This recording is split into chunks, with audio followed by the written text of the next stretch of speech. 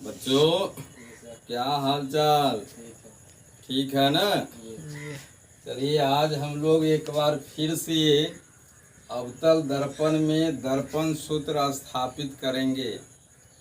और आज कंडीशन है, यदि वस्तु आकार में बड़ा हो। पिछले क्लास में मैंने वस्तु बिंदु के रूप में लिया था, किंतु आज वस्तु आकार में बड़ा है। तो देखिए, मैंने दर्पण का आरेख खींच लिया है, जिसका ध्रुव P, वक्रता केंद्र C और मुख्य अक्ष L है। मुख्य अक्ष क्या है जी? और दर्पण के मुख्य अक्ष पर OA कोई वस्तु है और हमें इसका प्रतिबिंब प्राप्त करना है। तो आप ध्यान दीजिए, देखिए वस्तु की स्थिति कहाँ है। वस्तु वक्रता केंद्र के बाहर है ना, मतलब वक्रता केंद्र और अनंत के बीच है। वस्तु कहाँ है? वक्रता केंद्र और अनंत के। तो इसका प्रतिबिंब आपको पता है कि जब वस्तु वक्रता केंद्र और अनंत के बीच होती है तो उसका प्रतिबिंब कहाँ बनता है? तो वक्रता केंद्र और मुख्य फोकस के बीच, इसके बीच में कहीं पर इसका प्रतिबिंब बनेगा। आइए, प्रतिबिंब का बनना किरण आरेख की सहायता से हम दर्शाते हैं। तो इस बिंदु से एक किरण हम लोग ऐसे मुख्य अक्ष के समांतर किरण गुजारते हैं और यह किरण दर्पण से परावर्तन के बाद, आपको पता है कि मुख्य अक्ष के समांतर जाने वाली प्रकाश किरण दर्पण से परावर्तन के बाद कहाँ जी? मुख्य फोकस से होकर गुजरती है। आइए, इस बिंदु से एक और किरण, आपको पता है कि एक बिंदु का प्रतिबिंब प्राप्त करने के लिए उस बिंदु से कम कितने जी? 2 प्रकार की किरणें खींची जाती है। तो मैंने एक किरण खींच दिया, ये मुख्य अक्ष के समांतर। मुख्य अक्ष के क्या जी? आइए, एक दूसरा किरण हम लोग यहाँ से गुजारते हैं। इसी बिंदु से एक किरण वक्रता केंद्र से गुजार दिए, तो बोलिए कहाँ से लौटेगी? अरे आपको पता है कि वक्रता केंद्र से होकर गुजरने वाली प्रकाश किरण दर्पण से परावर्तन के बाद अपने पथ पर ही लौट आती है। वक्रता केंद्र से यदि हम किरण गुजारते हैं तो वह किरण दर्पण से परावर्तन के बाद क्या जी? अपने पथ पर ही, तो ऐसे गई और ऐसे ही लौट आई। तो आप देखिए यहाँ पर कट रहा है। हम लोग एक और किरण जी, सुविधा के लिए हम लोग इस बिंदु से एक और किरण खींच देंगे। यद्यपि 2 ही किरण की जरूरत है, कम से कम मिनिमम 2 किरण होना चाहिए, अधिक भी होगा तो कोई दिक्कत नहीं है। तो आइए, इस बिंदु से एक और किरण हम गुजारते हैं और इस किरण को हम ध्रुव से गुजार रहे हैं। दर्पण के कहाँ से जी? ध्रुव से। तो ये एक किरण भी इसी बिंदु से होकर लौटेगी, क्योंकि प्रतिबिंब का जो पोजीशन आपको प्राप्त हो गया है, यहाँ कट रहे, इधर वाली जो 2 किरणें हैं इस बिंदु पर कट रही है ना, तो तीसरा किरण भी गुजारेंगे तो ये जाकर इसी बिंदु से मिलेगी। तो ऐसे गुजार दिए और इस तरह से ये परावर्तित हो गया। तो देखिए, ये सारी किरणें कहाँ इस बिंदु पर कट गई ना, तो आपको प्रतिबिंब बन गया। वस्तु OA का प्रतिबिंब ये हो गया और इसका नाम हम मान लेते हैं IB। प्रतिबिंब का नाम क्या मान लिए? IB। और दर्पण के इस बिंदु का नाम, दर्पण का जो ये पॉइंट है इसका नाम मैं लिख देता हूँ। C तो है ही, तो कोई दूसरा पॉइंट खोज लीजिए। या एम है ही, तो ये डी मैं लिख देता हूँ। इस बिंदु का नाम क्या जी? तो ध्यान दीजिए, देखिए आरेख हमको कंप्लीट हो गया है। तो आरेख का जब हम एक्सप्लानेशन करेंगे, तो आरेख के बारे में आपको 1-2 लाइन लिखना होता है। तो हम ऐसे लिख देंगे कि माना कि MM' एक अवतल दर्पण है जिसका ध्रुव P, वक्रता केंद्र C तथा मुख्य अक्ष क्या जी? L है।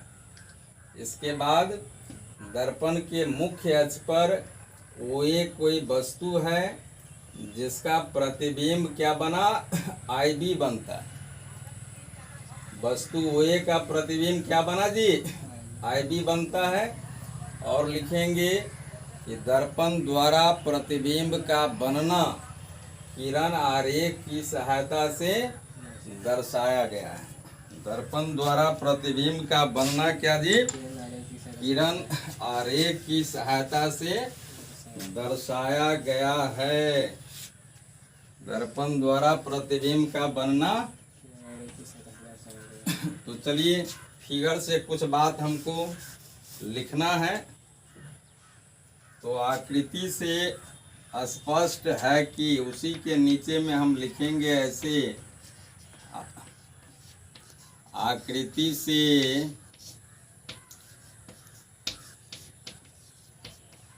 स्पष्ट है कि क्या क्या चीज स्पष्ट है? आकृति से स्पष्ट है कि फिगर में देखिए वस्तु दूरी क्या है इसमें? वस्तु दूरी, वस्तु दूरी बराबर PO। वस्तु दूरी के बारे में जानते हैं कि नहीं? ध्रुव से वस्तु की दूरी को क्या कहते हैं? वस्तु दूरी। तो ये आपका ध्रुव हो गया, और ध्रुव से यहाँ पर ध्रुव से वस्तु की दूरी आपको क्या हो गई? PO। ध्रुव से वस्तु की दूरी, तो वस्तु दूरी PO बराबर, इसको हम क्या लिखते हैं? यो माना। फिर चलिए प्रतिबिंब कहाँ बना? तो लिखेंगे प्रतिबिंब दूरी, प्रतिबिंब दूरी आपका क्या है जी? तो ध्रुव से प्रतिबिंब की दूरी, ये देखिए ये ध्रुव है, तो यहाँ से ये दूरी इतनी हो गई, और नाम इसका क्या है? प्रतिबिंब दूरी PI बराबर, इसको हम लोग क्या मानते हैं? भी मान लिए। फोकस दूरी की यदि बात करें, फोकस दूरी, तो ये है आपका PF। फोकस दूरी कौन है? इसको स्मॉल f मानते हैं। और एक दूरी और हम लिख देते हैं वक्रता। तो वक्रता त्रिज्या कौन है जी? वक्रता त्रिज्या कौन होगा? फिगर ध्रुव से वक्रता केंद्र के बीच की दूरी, तो ये हो जाएगा। अरे यहाँ से ये दूरी नाम क्या होगा इसका? PC। तो वक्रता त्रिज्या बराबर क्या जी? PC बराबर R, और हम जानते हैं कि R बराबर क्या होता है? 2F। R बराबर, तो ये सारी दूरियां हमें प्राप्त है। चलिए हमें करना क्या है? हमें इसके सामने में ही लिख देना है, हमें साबित करना है कि, हमें साबित करना है कि, क्या साबित करना है? ये दर्पण सूत्र मतलब 1/U प्लस 1/V बराबर 1/, ये चीज हमें साबित करना है, तो है ना। तो आइए एक बार फिर हम लोग देख लें फिगर को जो एक्सप्लेन किए हैं, एक बार और देखिए। मान लिए हैं कि MM' एक अवतल दर्पण है जिसका ध्रुव P, वक्रता केंद्र C तथा मुख्य अक्ष L है। इसके बाद लिखेंगे दर्पण के मुख्य अक्ष पर OA कोई वस्तु है जिसका प्रतिबिंब IB बनता है और दर्पण द्वारा प्रतिबिंब का बनना किरण आरेख की सहायता से दर्शाया गया है। देखिए किरण आरेख में हमने 3 प्रकार की किरणें खींचा है। एक किरण है समांतर और ये परावर्तन के बाद कहाँ से गुजरी है? मुख्य फोकस से। दूसरा किरण मैंने वक्रता केंद्र से गुजार दिया है और ये परावर्तन के बाद अपने पथ पर ही लौट गई। और एक और किरण, एक अतिरिक्त किरण एक खींचा है मैंने, इसी बिंदु से एक किरण ध्रुव पर गुजारे हैं। इस बिंदु से ये किरण कहाँ गुजारे हैं जी? तो ये परावर्तन के नियमानुसार, परावर्तन का जो नियम होता है आपको, आपतन कोण बराबर क्या जी? इस नियम पर परावर्तित होते हुए ये ऐसे गुजर गई है, मतलब ये परावर्तन के नियमानुसार लौटी है। तो आइए, ये जो मुख्य अक्ष वाली किरण की उतनी ज़रूरत हमें नहीं है इसमें, लेकिन चूंकि आप लोग अभ्यस्त है ये किरण भी खींचते हैं, इसलिए मैंने इसको खींच दिया है। अब आइए प्रूफ में चलते हैं। आप लोग ध्यान पूर्वक देखिए, कुछ देर तक ध्यान आपको बोर्ड पर केंद्रित होना चाहिए और बिल्कुल आपको समझ में आएगा। तो चलिए प्रूफ में यहाँ पर मैं लिखता हूँ प्रूफ। प्रूफ मीन्स प्रमाण। प्रूफ मीन प्रमाण। आइए देखिए कैसे ये साबित हम लोग किस तरह से करने जा रहे हैं जी। सबसे पहले आप इस फिगर पर देखिए तो अरे ये जो आपका त्रिभुज है एक AOC, ये इतना बड़ा त्रिभुज देख रहे हैं, नाम है इसका AOC। और एक इधर वाले त्रिभुज का नाम देखिए तो BI। आइए कुछ देर के लिए हम इसको यहाँ से निकालते हैं, समझने के लिए इस आकृति को यहाँ से हम बाहर निकाल लेते हैं। तो आपको ऐसे बनेगा, कुछ इस तरह की आकृति है। यहाँ पर है आपका वस्तु OA और ये बना है इस तरह से। चलिए OA और इधर क्या है IB। समझने के दृष्टिकोण से मैंने इसको यहाँ से कट करके बाहर निकाल दिया। चलिए नाम यहाँ पर लिखा है AO और यहाँ C, यहाँ है आपका I और यहाँ है। तो इस दोनों त्रिभुज में चलना है। कौन कौन त्रिभुज है बोलिए? त्रिभुज AOC और त्रिभुज, दूसरा त्रिभुज का नाम उसी तरह से नाम लिखेंगे, त्रिभुज BIC में। चलिए इस दोनों त्रिभुज में क्या क्या चीज आपको नजर आ रहा है, क्या क्या चीज बराबर नजर आ रहा है, ये थोड़ा ध्यान दीजिए। तो देखिए वस्तु चूंकि लंबवत है, मुख्य अक्ष पर कैसी है वस्तु? लंबवत। तो ये कोण कितना हो जाएगा? 90 डिग्री। ये कोण और इसमें ये कोण भी कितना? तो ये दोनों कोण बराबर हो गया जी, ये कोण इसके बराबर। तो पहला बात मैं लिखूंगा, क्या लिखेंगे जी? Angle, angle AOC, angle AOC बराबर इसकी, तो इसका नाम बोलिए एंगल BI। AOC बराबर आपको हो गया BI। क्यों बराबर हुआ?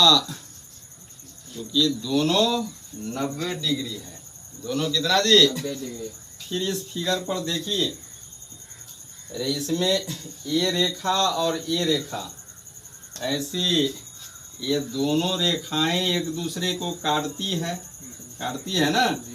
तो एक कोण और ये कोण आपको सम्मुख कोण हो गया, आमने सामने का कोण। और आप जानते हैं कि ये बराबर होता है।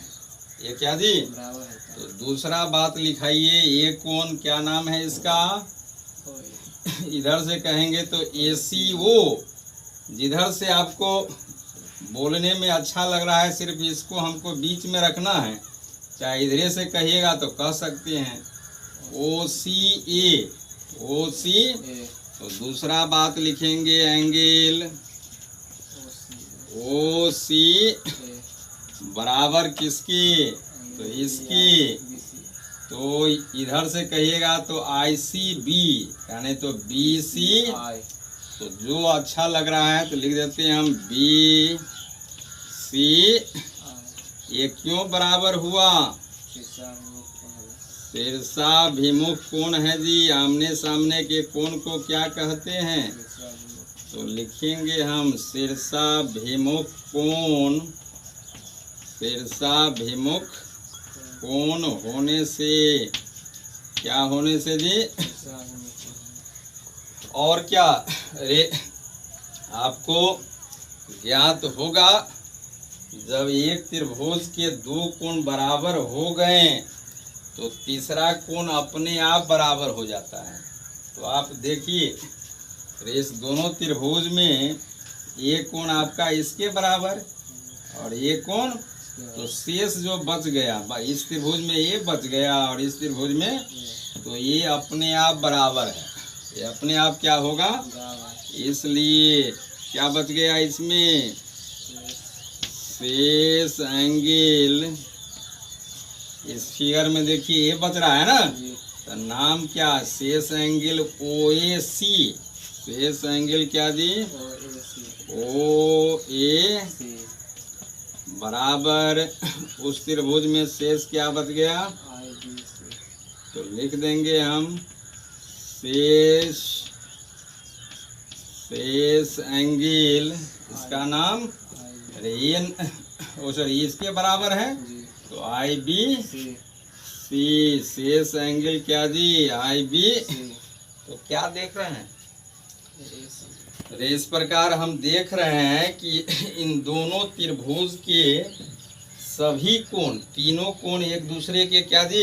क्रमशः बराबर है। अरे एक कोण इसके बराबर, एक कोण इसके बराबर और एक कोण। तो हम लोग क्या जानते हैं? यदि दो त्रिभुजों के संगत कोण बराबर हो तो वे दोनों त्रिभुज क्या जी? समरूप होते हैं। दोनों त्रिभुज क्या? तो इस दोनों त्रिभुज में एक त्रिभुज ये और एक त्रिभुज, तो इसमें संगत कोण बराबर है कि नहीं? एक कोण इसके बराबर, एक कोण इसके बराबर और इधर शेष एक कोण। तो ये दोनों त्रिभुज क्या हो गया? समरूप। क्या हो जाएगा जी? तो लिख देंगे हम लोग यहाँ पर, इसलिए ए समरूपता से, ए समरूपता से, कौन समरूपता लगा? ए समरूपता से ये दोनों त्रिभुज क्या हो जाएगा? Triangle AOC similar triangle BIC। और तब क्या होगा? और इसलिए आप जानते हैं कि जब दो त्रिभुज समरूप हो जाते हैं तो उनके संगत भुजाओं का अनुपात क्या जी? बराबर होता है। संगत भुजाओं का अनुपात क्या? बराबर। तो इसलिए देखिए, संगत भुजा AO जैसा इसमें भुजा कौन है? AO जैसा। तो इधर हम नीचे से लिखिएगा तो ओ ए, नीचे से क्या जी तो ओ ए, और इसके जैसा क्या आई बी। तो इसलिए क्या बराबर होगा ओ ए बट्टा आई बी, ओ ए बट्टा। और हमें एक और भुजा लिखना है नीचे वाला आधार वाला, तो लंब बट्टा लंब बराबर किसके आधार बट्टा।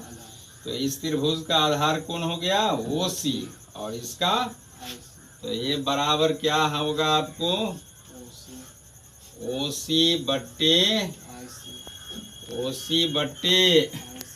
और इसको हम लोग मान लेंगे समीकरण 1। अभी तक तो समीकरण नहीं ना आया है, तो ये हो गया आपको समीकरण 1। ये पहला कंडीशन हो गया। तो यहाँ तक में परेशानी है बच्चों। अब देखिए हम लोग एक और त्रिभुज को, दो त्रिभुज को समरूप करेंगे।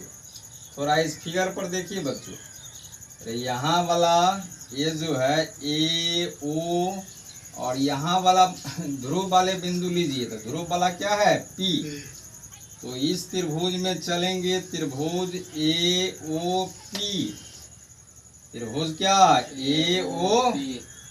और इधर इसी तरह का नीचे वाला त्रिभुज चलिए, तो बी आई, फिर ये बन गया B I P, B I. आइए फिर से हम इस त्रिभुज को उस आकृति से थोड़ा बाहर निकाल लेते हैं, तो समझने में हमको अधिक कठिनाई नहीं होगी। यहाँ तक हो गया है हमारा समीकरण नंबर 1। अब देखिए तो उसको बाहर निकाल करके, इसको जब हम बाहर निकालें तो कुछ इस तरह का है, ऐसे यहाँ है आपका ए ओ पी, और फिर यहाँ से एक ऐसे आया है, ये देख रहे हैं इधर आया है ना, या इसको इसी कलर में बनाया जाए तो ज़्यादा अच्छा उसी तरह का लगेगा। ऐसे है, और यहाँ पर ऐसे ए, और ये हो गया यहाँ पर वाले बिंदु का नाम क्या है ए ओ पी, और यहाँ से एक ऐसे अन्य गैदरिंग को हटा दिए। यहाँ पर क्या है आपको बी आई। तो चलिए इस दोनों त्रिभुज में देखिए, क्या ये दोनों त्रिभुज समरूप होगा क्या। तो कोण को बराबर करके देखेंगे। देखिए अब हम लोगों को किस त्रिभुज में चलना है जी, त्रिभुज ए ओ पी, और त्रिभुज इसी तरह से नाम लिखिएगा, तो बी आई पी, नीचे वाला का नाम क्या जी। तो इस साइड में लिख रहा हूँ, लिख रहे हैं कि अब किसमें बोलिए, त्रिभुज ए ओ पी और त्रिभुज किसमें जी बी आई, त्रिभुज ए ओ पी और त्रिभुज किसमें बी आई पी में। बोलिए तो क्या क्या बराबर है इसमें। तो इस दोनों त्रिभुज में आपको कुछ बराबर नजर आ रहा है क्या। ध्यान दीजिए, देखिए ना, ये कोण 90, ये कोण कितना, तो इधर ये कोण कितना, वस्तु ये पूरे पूर्णतः लंबत है ना, तो एक कोण 90, और इस त्रिभुज में एक कोण क्या जी, तो एक कोण बराबर इसके, एक कोण बराबर, तो नाम लिखाइए ए ओ, क्या नाम है इसका, एंगल ए ओ, और वहां वाले बिंदु पकड़िए, ए ओ पी, ए ओ पी, इसका नाम क्या लिख दिया मैंने ए ओ, और इसका नाम बोलिए तो बराबर बी आई।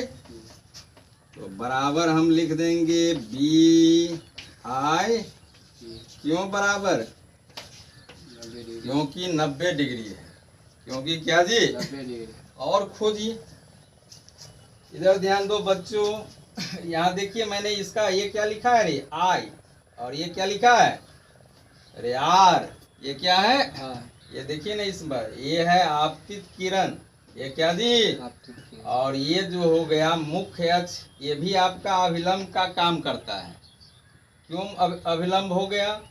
क्योंकि ये मुख्य अक्ष वाली जो किरण है ये कहाँ से आ रही है, वक्ता केंद्र से होकर आती है ना। तो मैंने आपको बताया है कि वक्ता केंद्र से दर्पण के किसी भी बिंदु को मिलाने वाला रेखाखंड दर्पण के उस बिंदु पर क्या जी, लंब हो जाता है, दर्पण के उस बिंदु पर। तो ये भी आपको लंब है। तो ये देखिए ये आपतित किरण और ये हो गया अभिलंब। तो इस कोण को हम क्या कहेंगे, आपतन कोण। ये जो कोण है ये क्या आई, और ये क्या हो गया ये परावर्तित किरण, और ये अभिलंब है तो ये क्या जी, परावर्तन कोण। क्या जी, मतलब ये देख रहे हैं कि एक कोण बराबर इसके, एक कोण बराबर, तो लिखाइए दूसरा बात क्या लिखें, एंगल इधर से लिखिएगा।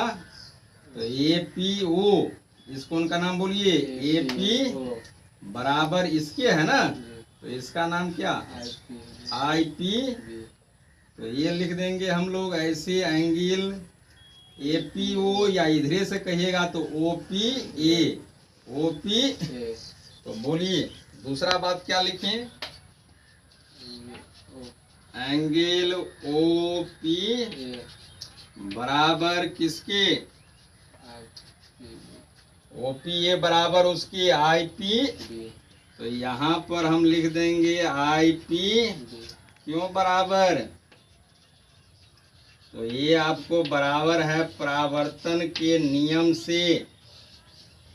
यहाँ पर लिखेंगे परावर्तन के नियम से, परावर्तन के कहाँ क्या जी। और अभी बताए हैं कि दो कोण जब बराबर हो गया तो शेष कोण क्या होते हैं, शेष कोण अपने आप बराबर हो जाता है। तो बोलिए शेष क्या बच गया, इस त्रिभुज में आपको शेष ये बच गया, और इस त्रिभुज में शेष ये बच गया। तो शेष बोलिए इसका नाम ओ ए, शेष एंगल ओ ए बराबर किसके, शेष उसका शेष कौन बच गया, शेष इसमें आपको ये है ना, तो क्या नाम कहिएगा इसका, आई बी पी। तो शेष एंगल क्या लिखेंगे, आई बी। चलिए ध्यान दीजिए तो बच्चों, रेस ये जो दोनों त्रिभुज हम देख रहे हैं, इन दोनों त्रिभुज में भी क्या हो गया, संगत कोण एक दूसरे के बराबर। ये देखिए ना, ये कोण आपको इसके बराबर, ये कोण इसके बराबर है कि नहीं जी, क्यों बराबर है, 90 डिग्री होने से, क्या होने से, और ये आपतन कोण, और ये क्या, तो आपतन कोण बराबर किसके, तो ये कोण इसके बराबर, और दो कोण बराबर हो गया तो तीसरा कोण अपने आप बराबर होता है। तो शेष एंगल ये है और ये इसके क्या हो गया, बराबर। तो इसमें भी तीनों कोण क्या जी, बराबर हो गए। तो फिर क्या होगा, अरे पुनः समरूप हो जाएगा ना। तो लिखेंगे इसलिए फिर से क्या, ए समरूपता से, ए क्या जी, समरूपता, ये दोनों त्रिभुज क्या होगा, समरूप। कौन कौन जी, ट्रायंगल एओपी समरूप, ट्रायंगल किसके, बी आई। और समरूप हो गया तो क्या होगा जी, फिर से वो देखिए त्रिभुज एओपी समरूप किसके हो गया, बी आई। तो पुनः संगत भुजाओं का अनुपात क्या होगा, बराबर। इसलिए संगत भुजा देखिए वो ये जैसा संगत कोण है इसमें आई बी, इसलिए ओ ए बट्टा आई बी बराबर किसके, तो ओ पी और बट्टा आई पी। तो ओ ए बट्टा क्या जी, आई बी, और ये बराबर इधरे से कह दो ना तो पी ओ, इधर से क्या जी और बट्टा पी आई, पी ओ बट्टा पी आई। तो कहाँ इधर लिख दें, इस नीचे में लिख दें क्या, तो क्या होगा लिखाइए तो, बोलो तो। इसलिए क्या क्या बराबर होने जा रहा है बोलिए तो। इसलिए ओ ए बट्टे आई बी बराबर किसके, तो ओ पी, या ओ पी लिखिएगा तो ओ पी लिखिए, तो ओ पी बट्टे क्या आई पी, तो क्या होगा ओ पी बट्टे, या उधर से लिखें तो क्या पी ओ, क्या होगा तो लिख देते हैं उधरे से, तो पी ओ बट्टे पी आई, पी ओ बट्टे पी ओ बट्टे, और ये हो गया हमारा समीकरण नंबर। अब ध्यान दीजिए, समीकरण 1 में क्या है, ओ ए बट्टे आई बी बराबर क्या जी ओ सी बट्टे, और समीकरण 2 में क्या देख रहे हैं, ओ ए बट्टे आई बी बराबर पी ओ बट्टे पी आई। कुछ समानता नजर आ रहा है। अरे एल एच एस देखिए इधर वाले ओ ए बट्टे आई बी, और इसमें भी क्या है ओ ए बट्टे आई बी, तो एल एच एस क्या हो गया बराबर। तो आप क्या जानते हैं, एल एच एस यदि बराबर है तो आर एच एस भी क्या हो, समीकरण 1 एवं 2 से। कौन कौन समीकरण से, 1 एवं 2 से। तो इसके अब बाद आप लिखिएगा समीकरण 1 एवं, समीकरण 1 एवं कहाँ से जी 2 से क्या क्या होगा बोलिए। दोनों का आर एच एस, इसमें क्या है उस साइड में क्या है ओ सी बट्टे, तो क्या लिखिएगा आप ओ सी बट्टे, ऐसे लिख देंगे हम ओ सी बट्टे बराबर किसके, तो यहाँ देखिए पी ओ बट्टे पी आई, पी ओ बट्टे। अब ये थोड़ा एक बार फिर से हम लोग फिगर पर देख लेते हैं कि ये दूरी क्या क्या बना। देखिए तो इस समीकरण में क्या लिखा है आपको, ओ सी बट्टे आई सी। फिगर में देखिए ओ सी, अरे ये दूरी है जी ओ से सी की दूरी बच्चों, ये है ओ सी। ये देखिए ये क्या है ओ सी, तो ओ सी कौन दूरी है, अरे ओ सी ये तो कोई भी दूरी नहीं है। अरे आपको चाहिए वस्तु दूरी, प्रतिबिंब दूरी या फोकस दूरी, यही सब ना मापते हैं। लेकिन ये ओ सी तो कोई दूरी है ही नहीं, न तो ये वस्तु दूरी है, न ही प्रतिबिंब दूरी है, न ही फोकस दूरी है। तो इसके बदले में हमारे पास देने के लिए इसमें हम लोग रे वस्तु दूरी वगैरह के लिए यू भी लिखते हैं ना, इस ओसी के लिए तो कुछ नहीं है, न तो यू है न ही, तो ओसी को हम कन्वर्ट करेंगे, ओसी लिखने से काम नहीं चलेगा। तो देखिए हम क्या करते हैं, ये ओसी है तो इसके बदले में हम ऐसा अगर लिख दें पीओ और माइनस पीसी, अरे इतनी बड़ी लाइन से इतना जब हम काट देंगे तो यही ना बचेगा जी। और ऐसे लिखते हैं तो हमको फायदा हो जाता है। तो चलिए हम ओसी के बदले में क्या लिख देंगे, तो पीओ माइनस, तो लिखवाइए यहाँ पर हम लोग लिखते हैं। देखिए और ओसी के बदले में क्या कहें, पीओ माइनस पीसी, और इसी तरह आईसी के बदले में, अरे आईसी ये दूरी है, ये दूरी भी आपको कुछ नहीं है, न तो वस्तु दूरी है, न प्रतिबिंब दूरी है, न ही इसको भी हम कन्वर्ट कर देते हैं। तो आईसी को हम क्या लिख सकते हैं, पीसी। यहाँ से देखिए ना ध्रुव से कोई मिलाइए, तो ध्रुव के आधार पर यहाँ से यदि हम ये लिख दें PC minus P I, PC minus, तो IC के बदले में क्या लिखेंगे? तो PC माइनस PI और बराबर PO ठीक है, वस्तु दूरी है ही तो रहने देते हैं। PI क्या है? तो इसको भी रहने देंगे और इसको मान लेते हैं समीकरण नंबर 3। हो गया। अब चलिए, अब हमें इस समीकरण में ये सभी जो पद है इनका मान रख देना है। चिन्ह परिपाटी के आधार पर इन सभी पदों का क्या करना है? मान आपको रख देना है। तो बोलिए, निर्देशांक चिन्ह परिपाटी के आधार पर ये दूरी क्या होगा, आप हमें बताइए। तो लिखेंगे यहाँ पर निर्देशांक, क्या लिखेंगे?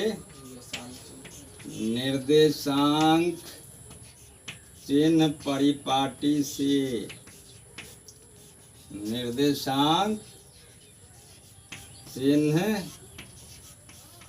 परिपाटी से।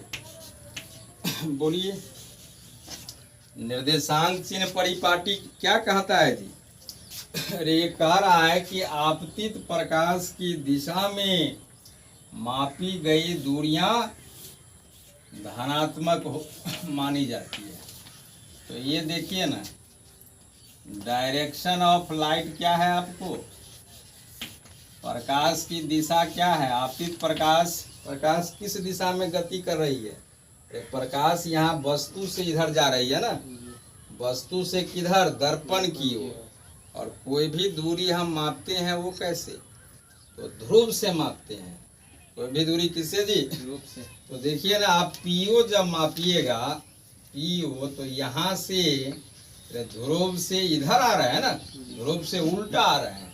प्रकाश की दिशा ये है, प्रकाश की दिशा तो इधर है ना, और दूरी मापने के लिए यहाँ से हम विपरीत दिशा में आ रहे हैं। तो विपरीत दिशा में मापी गई सभी दूरियां क्या होती है? ऋणात्मक। क्या होती है जी? तो निर्देशांक चिन्ह परिपाटी से बोलिए तो PO बराबर क्या होगा? PO आपको वस्तु दूरी है ना, तो ये हो जाएगा -U। फिर बोलिए PI क्या होगा? PI देखिए प्रतिबिंब दूरी है आपको। PI क्या है जी? तो ये क्या होगा बच्चों? -V। PO लिख दिए, PI लिख दिए, एक और है अब PC। एक और क्या है? तो PC क्या है? देखिए फिगर में वक्रता त्रिज्या है जी। PC क्या है? तो वक्रता त्रिज्या को फोकस दूरी के पद में लिखते हैं। तो ये भी दूरी तो इधर आए हैं ना, तो PC बराबर आप -R लिखिए, या नहीं तो इसको -2F F के पद में लिखेंगे। तो ये वक्रता त्रिज्या है, तो वक्रता त्रिज्या बराबर 2F के बराबर होता है ना। R बराबर क्या? -2F। R बराबर, तो इसको हम -2F लिख दिए। R भी आप लिख सकते हैं। चलिए, ये हो गया समीकरण नंबर 4। समीकरण नंबर 4। अब देखिए, अब क्या करेंगे? अब समीकरण 3 में समीकरण 4 से इन पदों का मान, PO का मान रख देंगे, PI का मान रख देंगे, और किसका? PC का मान। तो अब हम लोग लिखेंगे समीकरण 3 एवं 4। कौन कौन समीकरण से? 3 एवं 4 से। तो इसके नीचे आप लोग लिखिएगा। अब हम यहाँ पर लिख रहे हैं समीकरण 3 एवं 4 से मान रखिए आप। समीकरण 3 में 4 से मान रखिए। तो PO के जगह पर इसमें क्या रखेंगे? -U। तो -U, बीच में माइनस का चिन्ह। PC के जगह पर क्या रखिएगा? -2F। डबल चिन्ह है, तुरंत कोष्ठ का प्रयोग करेंगे। -2F, -2F। चलिए, बट्टा में फिर क्या है? PC। तो PC के बदले में -2F -PI -J। तो PI यहाँ तो माइनस है, तो फिर माइनस देकर लिखेंगे, और बराबर उधर क्या है PO बटे PI तो PO के बदला में माइनस VO बटे PI के बदला में माइनस VA होगा ना। जी अब आइए एक लाइन थोड़ा और बढ़ा लीजिए। और ये तो ठीक है जी, माइनस यू यहाँ पर लड़ेगा, माइनस माइनस प्लस 2F बट्टी नीचे में ये सिंगल अकेले है माइनस 2F, फिर यहाँ पर माइनस लड़ाई होगी माइनस माइनस प्लस प्लस क्या जी भी। और ये देखिए ऊपर नीचे माइनस, तो माइनस माइनस प्लस हो जाता है, माइनस माइनस प्लस तो कट गया, तो क्या बच गया आपको यू बट्टा जी इतना हो गया। जी अब हम अब ये जो समीकरण है, अब इसका हल आपको प्राप्त करना है। ये जो समीकरण है इसका क्या जी हल प्राप्त करना है। कंप्लीट आपको हल कीजिए। तो आइए इधर वाले पार्ट को हम मिटा दें। तो चलिए आपको पहुंचा देना है। तो ध्यान दीजिए बच्चों, तिरछा गुणा कीजिए और तिरछा गुणा करेंगे तो इसमें इससे गुणा होगा, इसमें इससे तो किससे बोलिए तो माइनस यू प्लस 2F गुणा कितना से भी से बराबर यू गुने इधर कितना है माइनस 2F -2F प्लस है ना। जी आइए गुणा कराइए तो बच्चों, अब हमें इसका गुणा कराइए, इसमें भी से गुणा कीजिए। तो ये प्लस में है तो प्लस माइनस माइनस यू भी प्लस प्लस 2 में F से तो भी बराबर, अब U से गुणा करो तो माइनस 2UF, पहले U का नंबर देते हैं तो माइनस 2UF, और ये तो पल से रहेगा तो प्लस क्या जी U भी। अब हमें क्या करना है कि 2 वाले जो टर्म है जी, इसमें भी 2 लगा है और इसमें भी, दोनों को एक साथ लिख लीजिए। तो यहाँ क्या है 2VF, इसको इधर कीजिएगा तो प्लस 2 क्या और बराबर, इसको उधर ले चलिए, बराबर के उस साइड इसको ले चलिए। तो ये माइनस है तो उधर जाएगा तो क्या प्लस यू भी, और ये पहले से है ही प्लस क्या जी। चलिए और ये देखिए तो इस दोनों में 2 आ गया, तो 2 को हम कॉमन ले लेते हैं तो क्या रे VF प्लस, और यहाँ पर देखिए U भी और U भी कितने U भी तो U भी। अब देखिए कॉमन वाला ये 2 से, ये 2 गुना में है ना तो कट गया। तो अब हमको क्या बच गया बोलिए। अब हमको जो बचा है ये क्या है देखिए, और VF प्लस UF बराबर क्या जी U भी। तो यही तो दर्पण सूत्र है, यही क्या जी।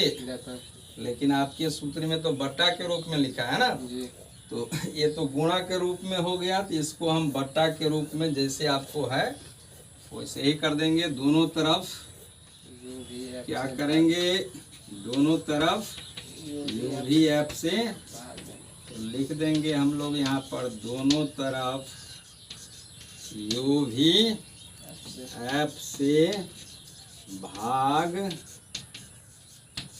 देने पर, दोनों तरफ किससे भाग दे रहे हैं UV से।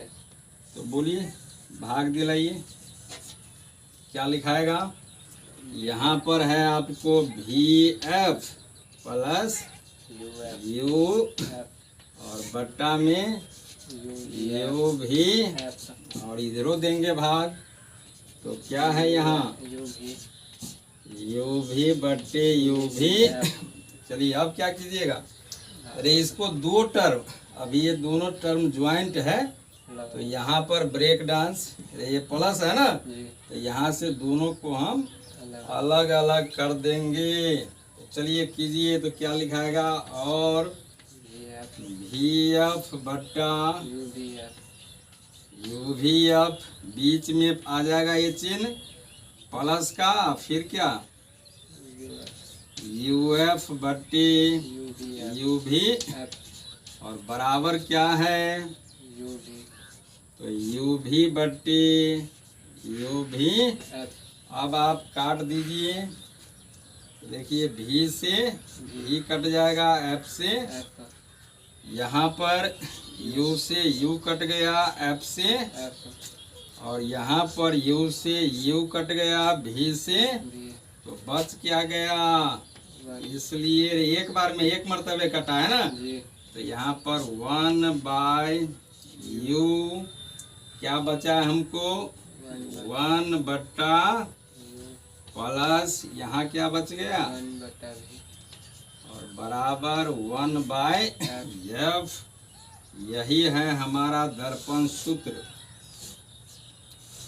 यही क्या है जी? दर्पण सूत्र। चलिए, हमें विश्वास है कि आपको समझ में आया होगा, और आप इसको 2-3 बार, जैसे मैंने बताया है ना, 2-3 बार अभ्यास करना है, आपके दिमाग पर ये चीज़ बैठ जाएगा। चलिए, बहुत बहुत धन्यवाद।